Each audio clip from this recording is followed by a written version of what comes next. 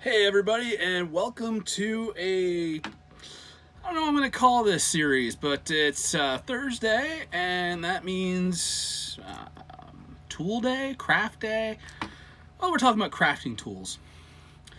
So I'm just going to run through like all the supplies that I have here for doing model miniatures, and show you one of the miniatures I'm going to be doing in a future video here. I've got this, you can call it a Coca-Cola machine, you can call it a Pepsi machine, you can call it anything you want, but it's in Dungeons and Dragons, it's known as an Arkham's Refreshment Simulacrum. It's from the old AD&D and Magic Encyclopedia Magica.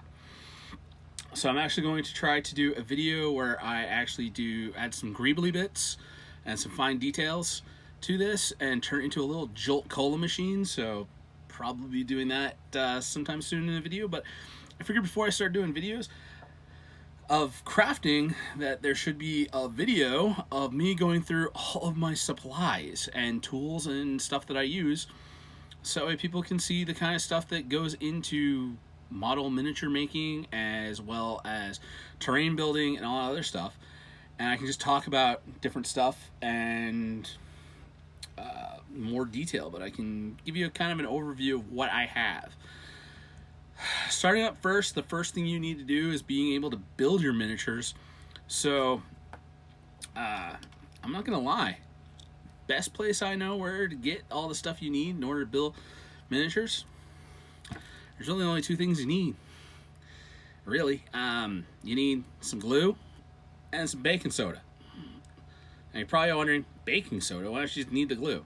Well, there's some fine fiddly bits that are hard to stick together, but if you just take a little palette knife or a X-Acto pen knife and scoop up a little baking soda onto the tip of that and are able to dump it on where you're holding it in place, then the baking soda will react and it will instantly cure those fiddly little bits and secure them in place. I do have two types of super glue I use. I use the red cap liquid and the green cap gel. Now these I get three of these for $1, and I get two of these for $1, and of course these are three for $1 as well. These I buy my glue and my baking soda at the dollar store. A lot of the stuff that I'm going to be showing you is all Dollar Tree, dollar store items, or stuff that you can get for cheap at other ways, or some stuff you can even just get for free if you have access to the right stuff. All right, so we've handled glue and baking soda, so we'll move those over here. Next up is you need some paints and some paint brushes. I have all sorts. I've even got chopsticks in here for stirring stuff. I've got stippling brushes. I've got fine detail brushes. Wider brushes. But two of the things I really want to talk about, and again, these are dollar store items you can pick up: makeup brushes and kids craft paint brushes. Okay, kids craft paint brushes are for applying white glue. White glue is used to attach a lot of like your basing materials and stuff like that to the base of your model, and you really don't want to use your fine good detail brushes or your good wide brushes, your good brushes you're going to be using for paint to apply this cheap white glue. Again, dollar store. With some dollar store brushes, I mean, these things get gunked up and messy, you just huck them away, and you got a package of 12 for $1. So these little kids craft brushes, these are your glue brushes. Don't use any other brush for glue. Use these. And the makeup brushes are your dry brushes. When you're doing a dry brush, you just kind of dab a little paint, wipe it off on a paper towel, and then you just flick it over and it picks up the paint onto just the highlights and the edges. So yeah, dollar store. A lot of the other brushes I got here, they're all Walmart specials, nothing really fancy to do. The chopsticks I got free from my Chinese restaurant, free with purchase of meal. Granted, this paint palette knife is my good one, so I really only use it for painting. Sometimes I use it for scraping, but I really should get a different one. I mean, this is my nice Bob Ross one. That's right, man. Happy little trees. I like to paint them happy little trees. But I do have some cheaper, palette brushes. These, especially when you want to scoop or glomp something on, having some palette brushes that, again, dollar store cheapos. I mean, this thing gets gunked up with paint and glue and crud, and you just and go to the dollar store and pick up another package of 3. So I covered that. I covered my white glue. I might as well finish off the glue. For some applications, especially when you're building terrain and stuff, and you're gluing paper to paper or paper to cardboard, nothing works better than a classic glue stick. And you're gonna end up sealing it with some type of sealer, some more PVA glue, or some what is that? Mod Podge, secret Mod Podge and black ink and black paint mixed together. Create a black sealant coating on your stuff before you hit with spray paint, or before you finish it up. Glue sticks, man, perfect for putting paper to paper. For bigger stuff like plastic to plastic and stuff that you don't care about, you really want to create a bond, because super glue can become brittle, white glue isn't strong enough. Old standby, old reliable glue gun. I have 2 different glue guns. I have a small glue gun and a big glue gun. These are for my small glue gun. All right, so we talked all about the adhesives. Let's talk about paint. Paint. Okay, there are a few different things that I do with paint. I'm gonna move this out of the way. I'll talk about this later. Everything's in the way right now. All right, primers. I got an airbrush, which I don't have here up in the room. It's down in the garage where the airbrush belongs. But I've got my airbrush primer, my Vallejo surface primer, and I've got my Rust-Oleum Camouflage Black. This stuff is great. It doesn't, like, if you spray it from far enough away, it doesn't really eat styrofoam. It's safe on miniature plastic. I rely on this. I found about this from Uncle Adam from Tabletop Miniatures.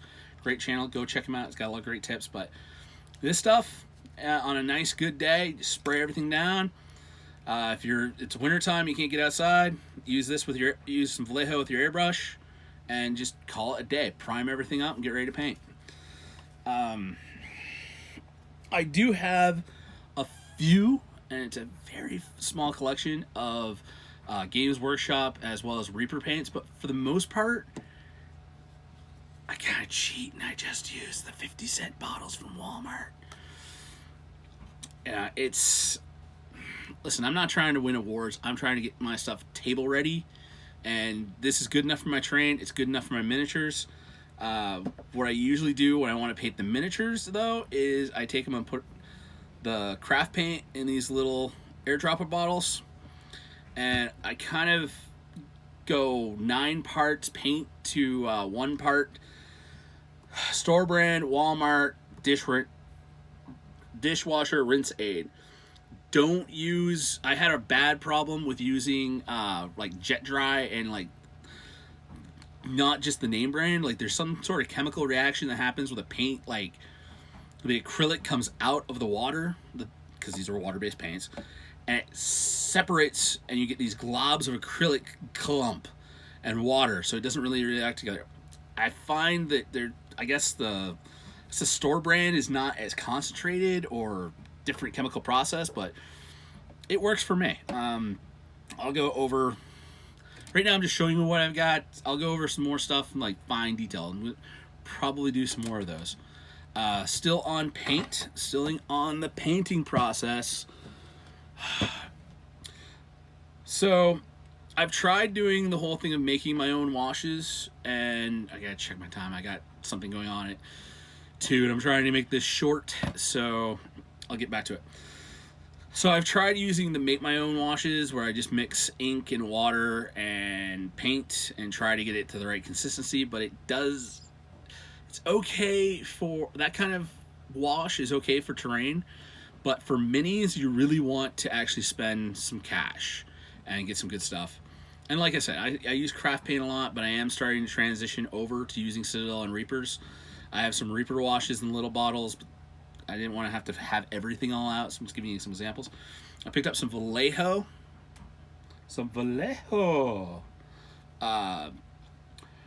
Earthshade wash, some brown wash, because I'm doing one of my armies. I've started building a Black Templars army for Warhammer 40k, and I'm doing a lot of mud effects and a lot of my idea is they're fighting on this world of mud and rain, kind of like the world where Han and Chewie meet each other in Solo. It's very much this mud ball, and I'm working on some terrain that's going to be the mud ball terrain planet. So I needed to pick up a jar of some good brown wash. Then one thing people are learning in this process of this hobby is it is hard to paint white on top of darker colors, and it's harder to go in and be able to touch up white. So I actually found, and acrylics have always been translucent. I've done a bunch of Magic the Gathering altars where I paint, and if you don't do a lot of layers, it becomes translucent. You can still see stuff through. But I found out from an artist friend, Frank Sullivan, shout out to Frank, that white gesso is actually perfect for creating a base layer for painting acrylics over on cardboard. And it's also really great for going in and painting white on top of a darker color, because this is a stronger pigment. There's more pigment in this. It's a lot better than just a white acrylic paint is going to be, because this is designed as a white primer for priming canvases and any other surface you're about ready to paint. A lot of other painting techniques will start with a gesso base as their primer for canvases and wood and stuff like that. Like detailed artists use this stuff, and it is beautiful. I bought this jar about a year ago. I'm about down to here. I'm gonna have to actually I bought this about 5 years ago, and I'm down to here. So one good tub of this will last you a lifetime in this hobby. Another thing, okay, so once you get everything painted, you're going to want to grab the old Mod Podge matte sealant. One of the reasons why I use matte sealant is because if you're at a gaming store, it has a lot of harsh light. If you're doing videos like this, I know I'm kind of like trying to keep my head over here so we don't have the halo of the reflected light behind me. But matte sealant won't be shiny. If you're looking to actually do something shiny, like you got like a bug-eyed alien that want to have glossy, then you want to use a gloss. But use a matte, and that will give you a better finish. It will look better on the table. So matte finish. Okay, I talked all about the painting process. Now the basing process, that's where you take the little round bases they sit on, and you add some texture and some terrain and stuff like that to make it look like, oh cool, we got a little, it's actually standing on something other than just a black flat surface. So I actually have 4 different basing called mediums that I use for my miniatures. The first one up is these little styrofoam beads. They were sold at the dollar store as snow flocking. Actually, I was able to pick up some miniature trees. They're in scale at the same time. So these were designed for like making like little window displays type things where you sprinkle this down. It looks like snow. Looks like a nice fluffy snow. So I use it for snow. I also use it for my Tyranid army, my bug-eyed alien army. I'll mix these up with glue and I'll smear it over the bottom of the base. And I'll paint it yellow, and it looks like this alien egg hive look to it. It's really freaking cool and awesome. So that's my white snow powder alien egg stuff. Then I've got another trip to the dollar store. Just get a bag of rocks, bag of these little. They're designed for like when you create little craft bouquet, like tabletop displays type stuff. It's over by that decorative centerpiece making area of the dollar store. But they're just little rocks. And they're good for being like boulders at a D&D Warhammer 40k miniature scale. Then if I want some gravel in that same section, I just picked up a couple bags of sand and some black sand. Doesn't matter which color you get, you're going to be painting over it anyways. I got some sand that looks nice, gives me my nice gravel texture. And then for any of my grass or mud or dirt stuff, I actually go out to my dad's wood shop And I've got 2 different sifters. Again, pick those up at the dollar store. I got one that's a fine, one that's kind of coarse, and one that's kind of fine. They've got 2 different, thicknesses to them. I just scoop up sawdust, and I shake it through the first sifter into a pail, and then I scoop up, then I go to the next pail, and I sift it through the fine sifter, and I get the finest sawdust we have in the entire wood shop, and I'll sprinkle this on, mix it with glue it on, paint it up. Sometimes I will mix the glue and the paint all together. That's how I created my mud texture paint, which I'll probably talk about making that later on in another video. But sawdust, man, this is perfect. All you gotta do is add some water to it, add a little bit of pigment, give it a stir in a little Tupperware dish, and let it dry, and put it into a Ziploc baggie or another clear plastic container so you can tell what color it is, and you got any flocking you need. Just again, try to get it as fine as you can. So those are my flocking basing mediums. Hey Nora. Kitty likes to say hi. For some of my actual tools, I've got what's called a pen vise. This is basically a little tiny hand drill for little tiny drill bits, and you can use this for pinning your miniatures, which is where you put a piece of metal between like where the shoulder meets the chest. So if somebody's got a huge big arm, it doesn't fall off all the time because it's so much weight on that gluing joint. Also use this for drilling out the barrels of the minis guns so they look more realistic. It's stored in a medicine jar. I save these. Anytime you're like, got sick, need some medication. Medication's done. The plastic is just gonna end up in the landfill anyways. Might as well hang on to them. Ibuprofen bottles, stuff like that. Any tiny little bottle that you can get your hands on, you can just take some blue tack, and I don't know where that is right now, but it's blue poster tack. Again, another thing you get in the dollar store.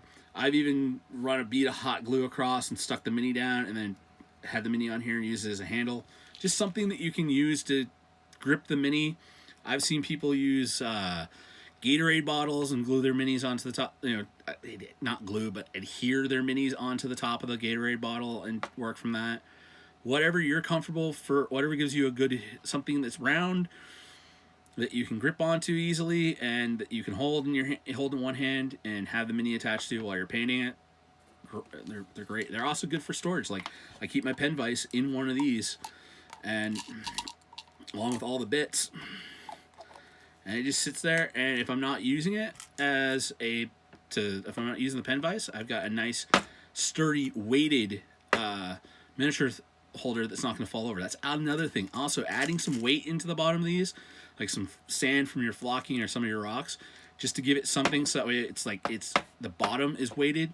So if you brush past, you got a bunch of these set up, they're not going to be tipping all over and falling all over the place. Great idea. All right, we've got a few more minutes, and I got to hammer through the rest of this. So I also have, you always need a pair of scissors for anything. You just need to cut some stuff. Cut some papers, cut some cardboard. X-Acto knife, the pen knife. This thing's for doing fine detail cuts and everything, getting in there. Got a pair of pliers. I use a paper clips sometimes. I need to bend the paper clips. I need to use those cutter pieces to snip off the paper clips. Again, sometimes you need the big boy wire cutters because the needle nose pliers cutters don't cut it. Again, talking about big boy tools, sometimes you don't need the pen knife. Sometimes you need the full X-Acto blade. So I got a box cutter there for cutting bigger stuff. I have these. Okay, so these are sprue cutters. I only use these for cutting plastic. That's all they ever get used for. I don't want to dull them by cutting metal with them. That's why I have my wire cutters and my needle nose pliers. These, they're not that expensive, but I like taking care of these and keeping them sharp. So, like I said, I only use them for plastic. They're also good in angles, so you can get really in close to the mini, so you don't have a lot of that extra flashing pieces that you need to go in and trim off with the pen knife. Or a set of files. These are great for just, erasing the mold lines. If you got a little bit of the sprue still attached where you nipped it off, sand that down. Pack like this cost me like $10 at Lowe's, I think it was. It was either Lowe's or it was our local hardware shop, SW Collins. But just get yourself a nice set of little tiny files, and keep them clean, keep them good, and again, just use them for plastic. If you just use these tools, are designed to use on like metal and wood.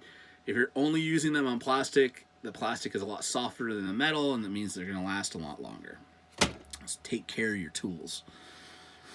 Also, need to measure stuff. So I've got lots of measuring tools. For big projects, I've got my tape measure. For projects, I need to be able to use to cut straight edge right here.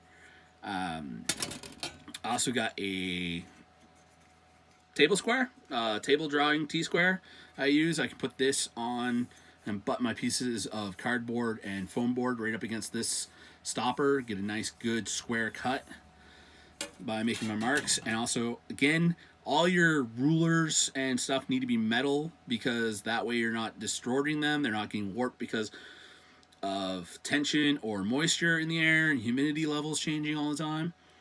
So it's really good to, and also just they don't, like if you're running an X-Acto blade down the side of a metal ruler or straight edge, you're not going to be damaging that ruler or straight edge. Also, I actually got this one at the dollar store too.